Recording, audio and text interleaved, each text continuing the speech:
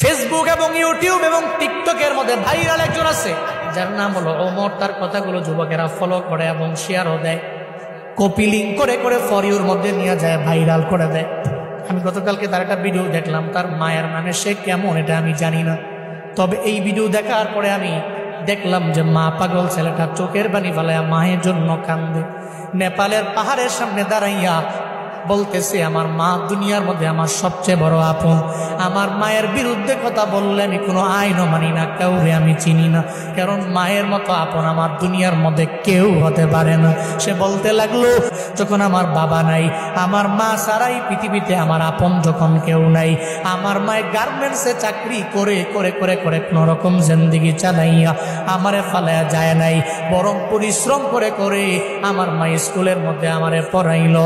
আজকে আমি অনেক মশহুর হয়ে গেলাম, প্রসিদ্ধ হয়ে গেলাম, সবাই আমারে চিনে, তবে আমি মায়েরে ভুলতে পারি না। নেপালের পাহাড়ের সামনে দাঁড়াইয়া বলতে লাগলো, মা জীবনে কোনোদিন আপনারে আই লাভ ইউ মা বলা হয় নাই, আমি আপনারে ভালোবাসি, আমি আপনারে পছন্দ করি, এটা বলা হয় নাই। ওমর নামক ওই ছেলেটা বলতে লাগলো, এরপরে আমার আপন আমার নানি, যদি জীবনে কোনোদিন একটা হেরিয়ার গাড়ি আমি কিনতে পারি, আমার মায়েরে ওঠামো, আমার নানিরে ওঠামো। যুবকেরা তোমরা অন্যান্য বিষয়গুলো টিকটক দেখে দেখে অন্যজনকে ফলো করো, তবে এটা কেন ফলো করো না?